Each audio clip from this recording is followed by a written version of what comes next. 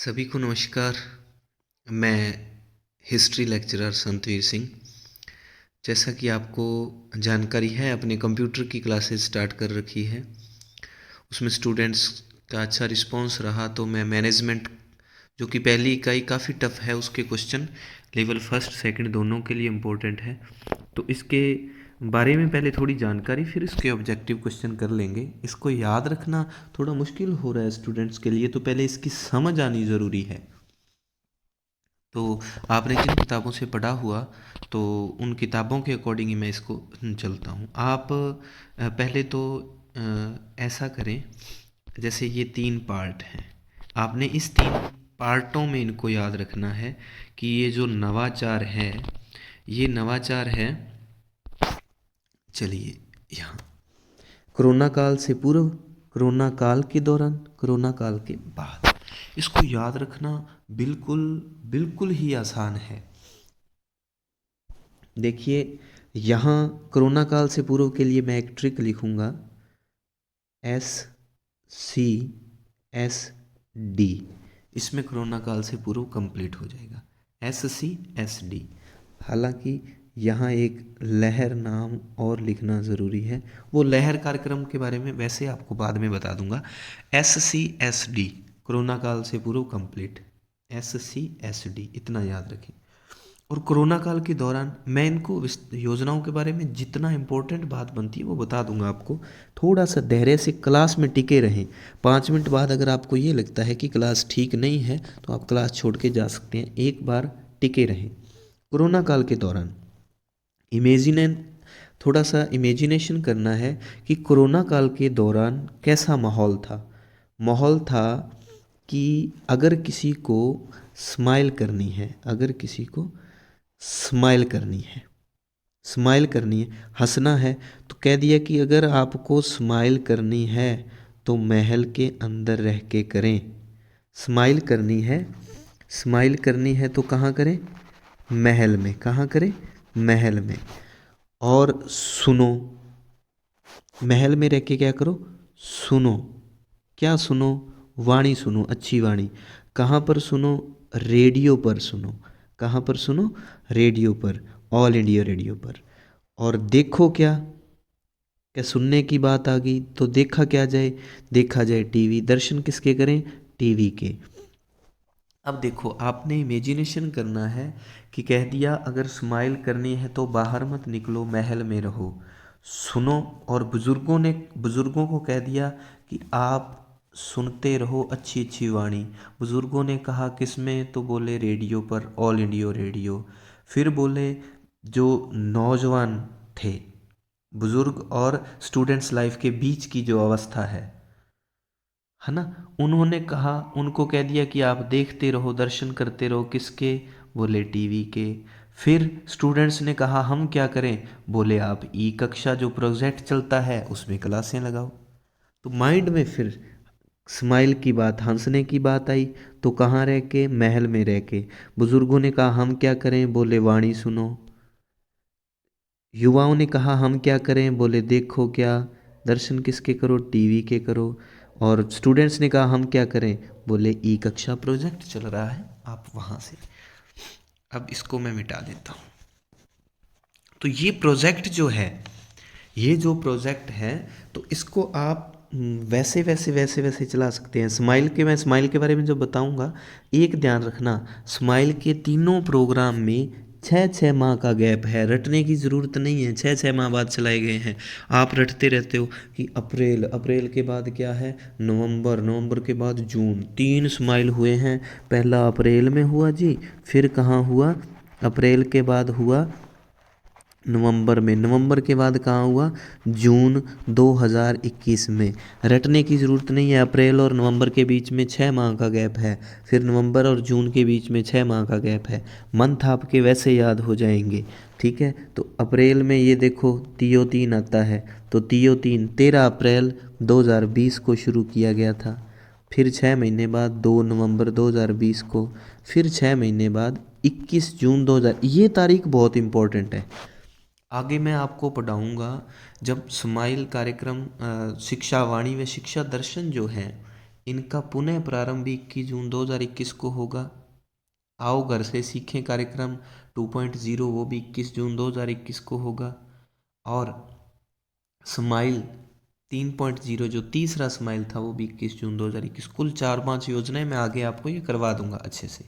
आपको सिर्फ इमेजिनेशन बना के ये देखना है कोरोना से पूर्व कौन सी है, कोरोना के दौरान कौन सी है, कोरोना के बाद कौन सी है, इतना ध्यान रखना है। तो अब देखो स्माइल कौन से महीने में है, लीजिए जी और बारीक कर देता हूँ इसको मैं। स्माइल किस महीने में है, अप्रैल में। किस महीने में, अप्रैल में। फिर कौन सा महीना आएगा, मई। फिर मई, अप्रैल मई मई, ये आ गया जून जुलाई। अप्रैल मई मई जून जुलाई। स्माइल करनी है, मैल में रहो, सुनो देखो, सुनो रेडियो, देखो टीवी, पढ़ना है तो ई कक्षा से।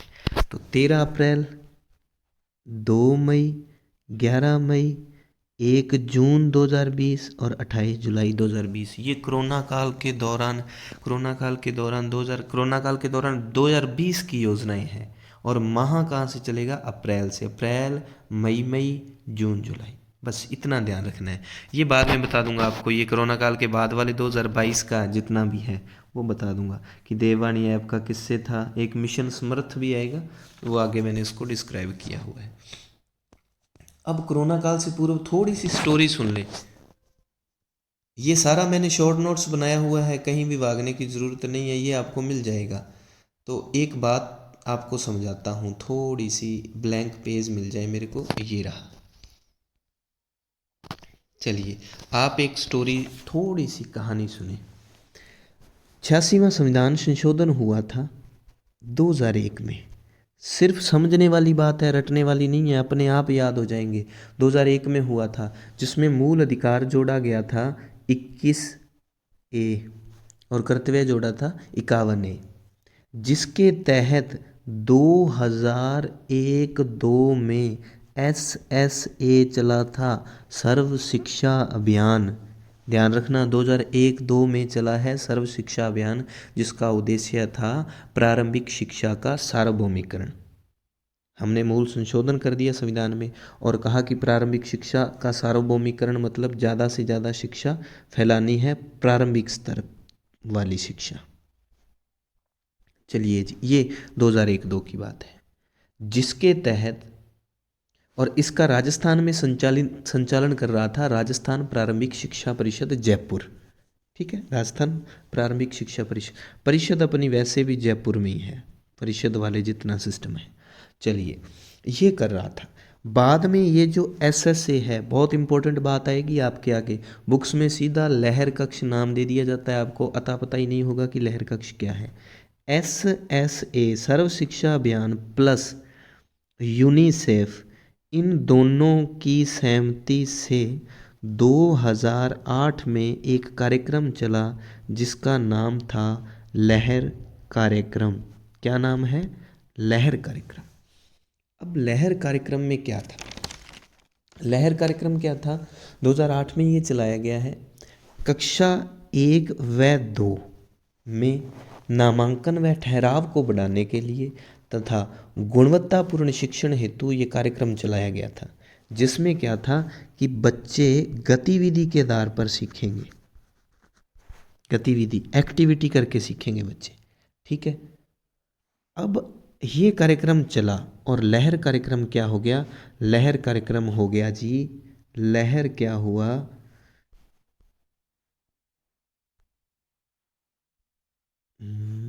थोड़ा सा,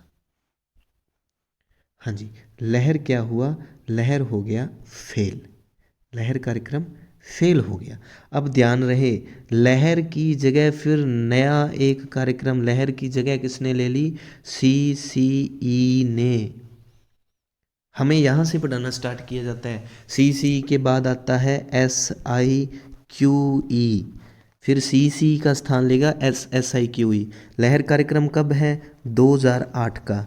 इसका भी वही उद्देश्य था, गुणवत्तापूर्ण शिक्षा, गतिविधि आधारित शिक्षण। ये भी कंटिन्यू एंड कॉम्प्रिहेंसिव एवोल्यूशन, ये भी क्या था, सतत एवं व्यापक मूल्यांकन, सतत एवं व्यापक मूल्यांकन। ये कब चला, ये 2010 में चला। कब चला, सीसीई कब चलता है, 2010 में चलता है। ठीक है, इतनी बात हमें मई 2010 में ये चला था। फिर जब सीसीई को एक बार जयपुर और अलवर में शुरू किया गया था, जब ये लगा कि ये ठीक है गुणवत्तापूर्ण शिक्षादान के लिए, तो सीसीई का नाम बदल के आप ये मान लो सीसीई का स्थान किसको दे दिया, SIQE को। कब, 2015-16 में। 2015-16 में सीसीई का स्थान किसको दे दिया, SIQE को। पहले क्या था, सबसे पहले सर्व शिक्षा अभियान SSA, क्या था, SSA, सर्व शिक्षा अभियान SSA। फिर कौन आया, लहर चली, फिर CCE, फिर SIQE। चलिए थोड़ा सा आप दोहराव कर लें। अब अपने कंटेंट स्टार्ट करते हैं। इसके ऑब्जेक्टिव करवा दूंगा, ऑब्जेक्टिव पे मत जाया करो, पहले कंटेंट समझना बहुत ज़रूरी है। मैंने यहाँ बॉक्स बना के ये लिख रखा है, पहले CCE है, फिर SIQE है ना। तो CCE की फुल फॉर्म है कंटिन्यू एंड कॉम्प्रिहेंसिव एवोल्यूशन, ये आपको पता होगा, सतत एवं व्यापक मूल्यांकन। ये मैं बताने की इसमें मेरे को कोई ज़रूरत नहीं है, आपको ध्यान में है। जो चीज़ मेरे को लगा कि आपको ध्यान में नहीं होगी, उस पर मैं आपको उसको डिस्क्राइब कर दूंगा। धारा 29, कौन सी धारा, 2009 के एक्ट की धारा 29 में कहा है गुणवत्तापूर्ण शिक्षा, सतत व्यापक मूल्यांकन, कंटिन्यू जो मूल्यांकन होता है, धारा 29 में जिक्र है। इसके तहत सीसी की शुरुआत कब की गई, मई 2010 में। कहाँ से, जयपुर व अलवर से। जयपुर के शहरी क्षेत्र के 20 स्कूल और अलवर के ग्रामीण क्षेत्र के 40 स्कूलों में एक मिशन के तहत इसको चलाया गया था, एक स्टार्टिंग के लिए चेक करने के लिए एक प्रैक्टिकल। और ये प्रैक्टिकल सीसी के नाम से जो चलाया, ये रहा सफल। तो इन्होंने क्या किया, बाद में CCE का नाम बदल के क्या रख दिया गया, आप ये मान लो सीसी की जगह जो प्रोजेक्ट, सीसी जब कामयाब हो गया जयपुर और अलवर में, तो पूरे राजस्थान में इसको लागू करने के लिए पूरे RJ में इसको नाम दे दिया state initiative for quality education, राज्य में गुणवत्तापूर्ण शिक्षा की पहल। अब आप ये ध्यान रखें, SIQE किससे मिलकर बना है, CCP, CCE, ABL, तीनों को अच्छे से बता दूंगा आपको। आजकल FLN को इसमें इंक्लूड किया गया है, फाउंडेशन लिटरेसी एंड न्यूमरेसी। इसकी खूब ट्रेनिंग, मैंने 25 दिन ट्रेनिंग की हुई है इनकी, अलग से हमें डिपार्टमेंट ने करवाई थी। अब CC मई 2010। अब सिक को कब लागू किया पूरे राजस्थान में, 2015-16 में। 2015-16 में। ध्यान रहे किस कक्षा तक चलता है ये, 1 से 5 तक। किस कक्षा तक, 1 से 5 तक। लेकिन 1 से 5 आजकल आपको पता है सेकेंडरी, सीनियर सेकेंडरी स्कूलों में इनको मर्ज कर दिया गया है। तो कक्षा 10 व 12 तक के जो भी स्कूल हैं, उन सभी स्कूलों में ये SIQE कार्यक्रम चलता है। लेकिन है किस कक्षा के लिए, कक्षा 1 व 5 के लिए। अब ये याद रखने की आपको ट्रिक बताता हूँ कि किन किन लोगों ने मिलकर इसको बनाया है। आदर्श वाक्य, सब बच्चे सीख सकते हैं और सब शिक्षक पढ़ा सकते हैं। सब बच्चे सीख सकते हैं और सब शिक्षक पढ़ा सकते हैं। आगे के आदर्श वाक्य याद रखने का आपको एक तरीका बता दूंगा, याद रखना मतलब रटने की ज़रूरत नहीं है, आप समझ जाओगे कि हाँ ये इसका आदर्श वाक्य क्यों रखा है। अप्रैल 2018 नहीं है, अप्रैल 2000, इसको काट के 2015 कर लें। अप्रैल 2015 में 5 संस्थाओं के मध्य एक समझौता होता है। संस्थाओं को याद रखने की एक ट्रिक है, संस्थाओं को याद रखने की एक ट्रिक है। आप लिखेंगे JUBUB,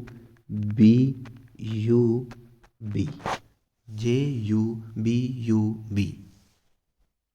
जे से जयपुर, U से उदयपुर, B से ये रहा निदेशालय माध्यमिक शिक्षा, कहाँ पर है?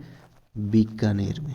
यू से बीकानेर, यू से यूनिसेफ, बी से बौद्ध समिति, जयपुर के कूक्स में इसका कार्यालय है।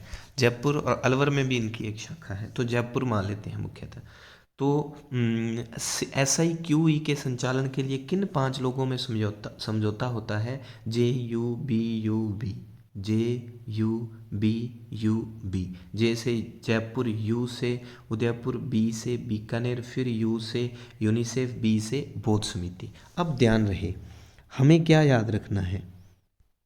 हमें ये याद रखना है इनका काम क्या है। अब आपको काम कैसे याद रखना है? बस लॉजिक से इन दोनों को तो निकाल ही दो। बौद्ध समिति और यूनिसेफ क्या है? एक बाल कोष है जिसकी स्थापना 1946 में हुई थी। न्यूयॉर्क में इसका मुख्यालय है यूनिसेफ का, वर्ल्ड विश्व की एक संस्था है। इनका तो काम इतना है तकनीकी सहयोग देना, इसको तो निकाल दो। बौद्ध शिक्षा समिति और यूनिसेफ क्या करेंगे? तकनीकी सहयोग करेंगे। हमने जे से स्टार्ट किया था, जयपुर से। तो कोई भी ट्रेनिंग या प्रशिक्षण हम कहाँ से करेंगे? राजधानी से करेंगे। तो SIQ के तहत टीचर्स को ट्रेनिंग, प्रशिक्षण देना व कार्यक्रम की रूपरेखा बनाना। कार्यक्रम कैसे होगा, कैसे कहाँ से होगा, इसकी रूपरेखा बनाने का राजधानी से ही काम होगा, जयपुर से ही। राजस्थान स्कूल शिक्षा परिषद नाम आते ही कहाँ चले जाएंगे हम? जयपुर में। पहले इसका नाम हुआ करता था राजस्थान माध्यमिक शिक्षा परिषद, तो वो दोनों को, प्रारंभिक माध्यमिक को इंक्लूड कर दिया था, तो इसका नाम हो गया राजस्थान स्कूल शिक्षा परिषद। कार्यालय जयपुर में है। इंग्लिश में शॉर्ट नाम देख लें, RCSCE, RCSCE। जैसे RSCERT आता है ना नाम, वैसे इसका नाम ये हो गया। तो इनका क्या काम है? स्कूल शिक्षा परिषद का SIQ में शिक्षकों को ट्रेनिंग देना, कार्यक्रम की रूपरेखा बनाना, ऐसे याद रख लेना।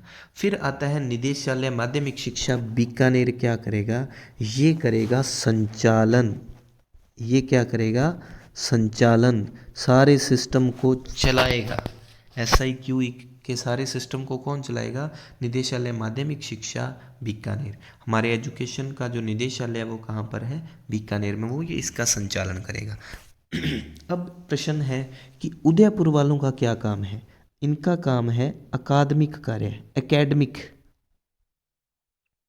अकादमिक वर्क ये करेंगे। और क्या करेंगे? कार्यक्रम की जो ये रूपरेखा बनाएगा ना अपने स्कूल शिक्षा परिषद जयपुर, उसको, कार्यक्रम को लागू करने में जो है तकनीकी सहयोग देगा। ये RSCERT उदयपुर क्या करेगा? जो कार्यक्रम की रूपरेखा स्कूल शिक्षा परिषद जयपुर बनाएगा, उसका तकनीकी सहयोग करेगा लागू करने में। और क्या करेगा? डाइट जो है, अपनी जो डाइट है जिला स्तर पर होती है, इस डाइट की क्या भागीदारी रहेगी वो भी RSCERT उदयपुर बताएगा। ऐसा एक प्रश्न आया हुआ है फर्स्ट ग्रेड में कि निम्न में से कौन सा सिक में RSCERT की दायित्व नहीं बनता, तो वो उसमें ये दिया हुआ था एकेडमिक वर्क का, डाइट वाला, और कार्यक्रम को लागू करने में तकनीकी सहयोग का, ये सब दिए हुए थे। ऐसा प्रश्न बनने के पूरे चांसेस रहते हैं। तो स्कूल शिक्षा परिषद का क्या हो गया? ट्रेनिंग देना, कार्यक्रम की रूपरेखा बनाना और शैक्षिक समर्थन देना। निदेशालय माध्यमिक शिक्षा का ये करेगा संचालन इसका। तो 5 लोग याद रह जाएंगे, JUBUB। यह कार्यक्रम कक्षा 1 से 12 तक के सभी स्कूलों में, कक्षा 1 से 5 तक, ध्यान रहे टेक्निकल प्रश्न बन सकता है कि किस कक्षा तक के स्कूलों में ये चलता है। 1 से 12 तक के विद्यालयों में चलता है। किस कक्षा के लिए है? जब आ जाए शब्द के लिए, किस कक्षा के लिए है, तो आएगा 1 से 5। किस कक्षा तक के स्कूलों में है, तक शब्द आ जाए तो उत्तर आएगा 1 से 12 तक के। इस तरह से प्रश्न बनते हैं। चलिए फिर आ गया SIQE के अंतर्गत पाठ्यक्रम को कितने टर्म में बांटा गया है? 3 टर्म है। कितनी टर्म है? 3 टर्म है। और इसको रचनात्मक आकलन कहते हैं। एक होता है योगात्मक आकलन, एक होता है रचनात्मक आकलन और दूसरा होता है योगात्मक आकलन। चलिए इसके बारे में हम पहले चर्चा कर लेते हैं, रचनात्मक और योगात्मक आकलन के बारे में। ये जो होते हैं योगात्मक आकलन, कुल कितने होते हैं इतना ध्यान रखना है। रचनात्मक आकलन कितने होते हैं? 3 होते हैं। कितने होते हैं? 3 होते हैं। अच्छा, और दूसरे FA1 जो है इस रचनात्मक नहीं, योगात्मक आकलन 3 होते हैं और रचनात्मक जो है वो होते हैं ये 6 हो जाते हैं। इनके बारे में कुछ प्रश्न नहीं आता। प्रश्न किस तरह का आएगा? प्रश्न आएगा कि पहला जो योगात्मक आकलन है उसमें कितना सिलेबस पाठ्यक्रम आता है? उसमें आता है 45% पाठ्यक्रम। कितना आता है? 45% उसमें आ जाता है। चलिए फिर आता है कि दूसरे योगात्मक आकलन में क्या आएगा? द्वितीयक टर्म में उसमें आ जाता है 40% तक का आकलन। कितना आ जाता है? 40% तक का। फिर आता है तृतीय योगात्मक आकलन, ऐसे उसमें कितना आ जाता है? उसमें आ जाता है जी 15%। तो हमें ये ध्यान रख लेना है कुल कितनी टर्म होती है? 3 टर्म होती है। और योगात्मक किसमें, इसमें कितने आएंगे? योगात्मक आकलन आएंगे इसमें कुल 3। कुल कितने आएंगे? 3। एक में 45%, दूसरे में 40%, फिर आ जाएगा 15%। 45, 40, 15, इस तरह से ये टर्म इनकी चलती रहती है। चलिए आगे। हाँ जी, वो क्लास में थोड़ी सी मिस्टेक हो गई थी। तो हमने वो देख लिया था कि उसमें 2 तरह के आकलन होते हैं। ये हो गए रचनात्मक आकलन और योगात्मक। फॉर्मेटिव और सम्मेटिव। सम्मेटिव कौन सा होता है? योगात्मक आकलन। ये 3 इसके 3 पार्ट होते हैं, SA1, SA2, SA3। 45, 40, 15 ये प्रतिशत तक ये इसकी बात आ जाती है। फिर आपको थोड़ा सा ध्यान रखना है कि उसमें ये जो है कि इनके SIQ में क्या क्या इसके उद्देश्य क्या है। तो सामान्य उद्देश्य आप कहीं से जो भी बुक है आप पढ़ लेना, उसके बारे में सामान्य बातें हैं कि गुणात्मक विकास के साथ साथ नामांकन व ठहराव उसमें वृद्धि है, ठीक है। और बच्चों की प्रगति जो है अभिभावकों के साथ शेयर करनी है, PTM मीटिंग वगैरह में। बच्चों में परीक्षा के भय को दूर करना है, बच्चों के व्यक्तित्व विकास के उनको अवसर प्रदान करने हैं। और इन सभी में एक बात ध्यान रखना, इन सभी में जो है शिक्षक जो स्टूडेंट है वो गतिविधियों के माध्यम से अपने आप खुद करके सीखते हैं और 1 से 5 के लिए है ये। चलिए अब दूसरा SIQE के द्वारा बाद में दूसरा है दीक्षा। दीक्षा को ध्यान रखें कि दीक्षा जो है ये पहली बात तो सेंट्रल गवर्नमेंट की तरफ से। दीक्षा कहाँ से है? सेंट्रल गवर्नमेंट की तरफ से। Digital infrastructure for knowledge sharing, ये इसकी है full form. Digital infrastructure for knowledge sharing किस सरकार की थी? NCERT इसकी एजेंसी थी। NCERT इसकी मुख्य एजेंसी थी। और ध्यान रहे इसका जो निर्माण किया था वो MHRD, इसका निर्माण जो है मानव संसाधन मंत्रालय जो है MHRD उसने किया। नोडल एजेंसी किसको रखा? NCERT, नई दिल्ली को इसकी नोडल एजेंसी रखा गया। दीक्षा की शुरुआत कब होती है? 5 सितंबर 2017 को केंद्र सरकार द्वारा। ये पोर्टल मैंने ब्रैकेट में लिख दिया वेबसाइट, क्योंकि 2 बातें आती है। एक आती है दिशा ऐप की, दिशा ऐप की। तो दिशा ऐप सरकार ने कब शुरू किया था? मई 2017 में। इस बात का आपको विशेष ध्यान रखना है। ऐप कब, ऐप की बात आ जाए तो मई 2017 में ये ऐप स्टार्ट किया गया था। लेकिन दीक्षा जो कार्यक्रम शुरू किया गया था वो कार्यक्रम जो है 5 सितंबर 2017 को। पोर्टल कब शुरू किया जाता है? 5 सितंबर शिक्षक दिवस के अवसर पर। जो अपने मानव संसाधन जो मंत्री थे उस समय, प्रकाश जावड़ेकर शायद तक, उन्होंने ये शुरू किया था। आदर्श वाक्य, हमारे शिक्षक हमारे नायक। और सिक में क्या था, सब बच्चे पढ़ सकते हैं, सब शिक्षक पढ़ा सकते हैं, ध्यान आ गया। और नायक, हमारे शिक्षक, हमारे नायक की बात कौन करता है, दीक्षा वाले करते हैं। और कुल 36 भाषाओं से भी ज़्यादा भाषाओं में इसकी सामग्री जो है उपलब्ध है। अब बात आती है, ये तो सेंट्रल गवर्नमेंट का था 2017 में, लेकिन 2018-19 में इसको राजस्थान में भी शुरू किया गया और दीक्षा के साथ लगा दिया राइज। और राइज का अर्थ है Rajasthan interface for school educators. Rajasthan interface for school, ये तो प्रश्न आया हुआ है कि राइज की फुल फॉर्म, तो राजस्थान में लागू करना है तो इसको राइज नाम दे दिया, ध्यान रहे। कब शुरू होता है, 2018-19 में। कौन सा प्रभाग जो है इसको चला रहा है, शैक्षिक तकनीकी प्रभाग जो है उदयपुर, SCRT RSCRT उदयपुर का, वो इसको संभाल रहा है। शिक्षा दर्शन व शिक्षा वाणी का कंटेंट भी दिशा, ये पोर्ट लप्ट बना दिया, ये पोर्टल, और वो पैट है नहीं है, पर है, दिशा पोर्टल पर है। दिशा शिक्षा दर्शन और शिक्षा वाणी कंटेंट है, वो भी दिशा पोर्टल पर उपलब्ध है, उनका कंटेंट भी। 2018-19 में इसको शुरू किया गया था। अब बात आती है SIQE की समितियों की। उससे पहले मैं आपको थोड़ा सा रिवीजन करवा दूं। देखिए 2001-2 क्या चला, 2001-2 में SSA सर्व शिक्षा अभियान।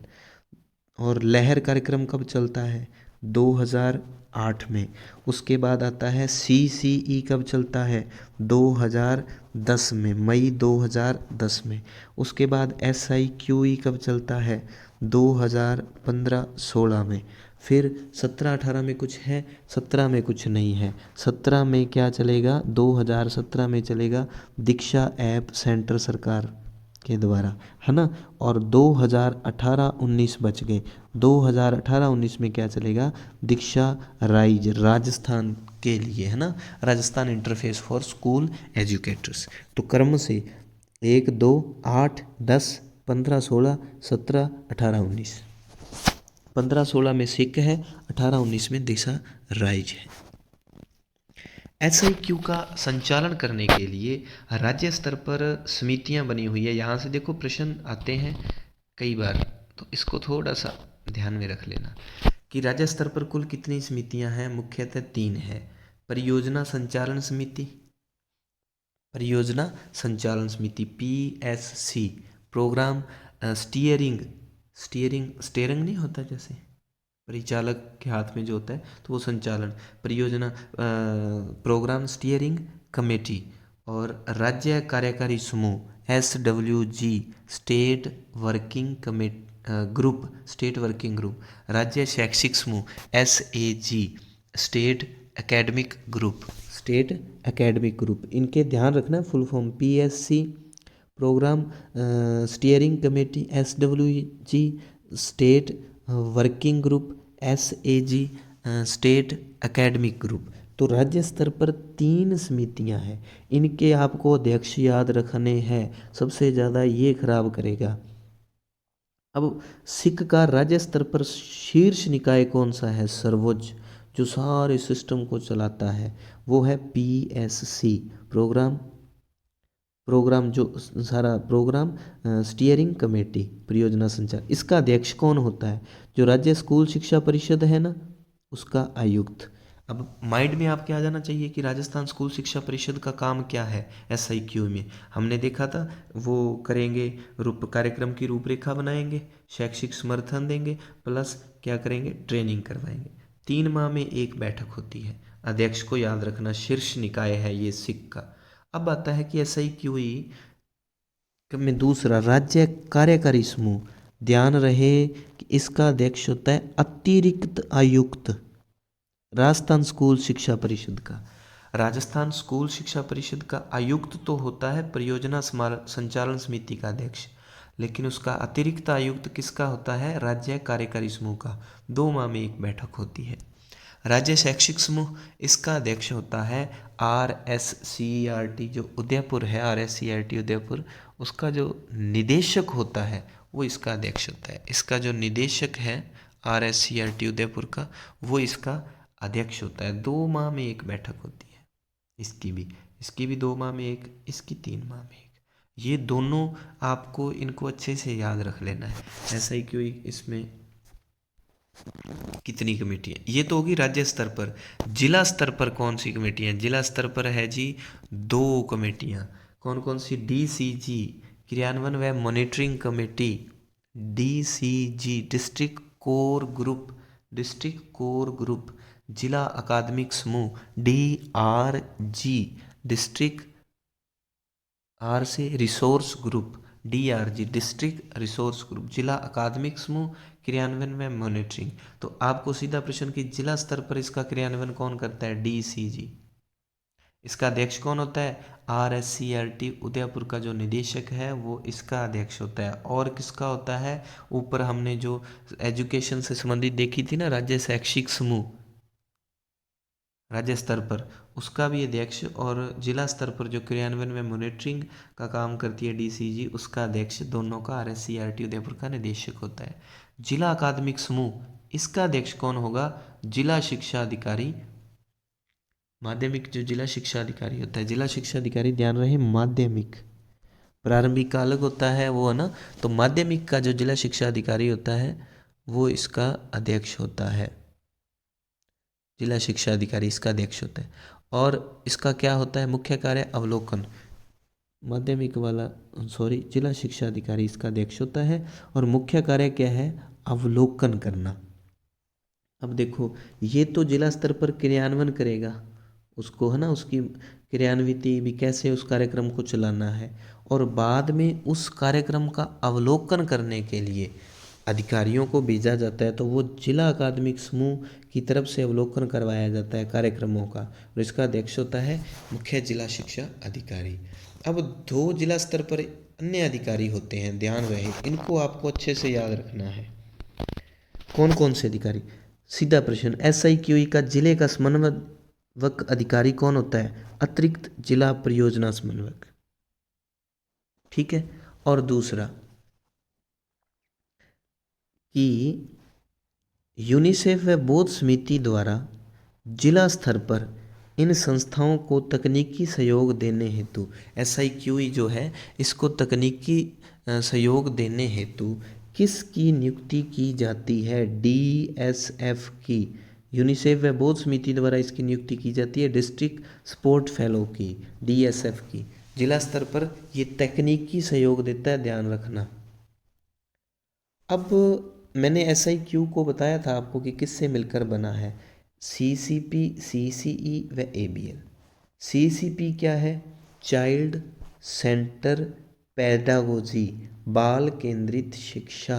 इसको बढ़ावा दिया गया है SIQ में कि जो है शिक्षक है वो तो होना चाहिए सहयोगकर्ता, और बच्चा होना चाहिए मुख्य, बच्चे को केंद्र में रखा गया है। CCE continue and comprehensive evolution, इसमें प्रत्येक बच्चे का पर्सनल डाटा तैयार किया जाता है, जिसको पोर्टफोलियो कहते हैं, कि बच्चे के किस अपने योगात्मक आकलन में उसके कितने आए, रचनात्मक में कितने आए, तो उसका पोर्टफोलियो तैयार किया जाता है। पोर्टफोलियो तैयार किस में किया जाता है? CCE में। एवोल्यूशन है, मूल्यांकन करना है, तो पोर्टफोलियो तैयार होगा इसी में, continue and comprehensive evolution. ABL क्या होता है? एक्टिविटी बेस्ड लर्निंग, गतिविधि आधारित शिक्षण है। इसमें एक बहुत ही इंपॉर्टेंट प्रश्न बनता है, ये रहा कि ये जो ABL कक्ष है किस कक्षा हेतु बनाए जाते हैं? 1 व 2 हेतु। कैसे? लहर कक्ष की तरह। अब ये लाइन लिखी आ जाती है कि लहर कक्ष, लहर कक्ष क्या था आपके दिमाग में आ जाए? 2008 में एक योजना चली थी लहर, सर्व शिक्षा अभियान व यूनिसेफ के द्वारा।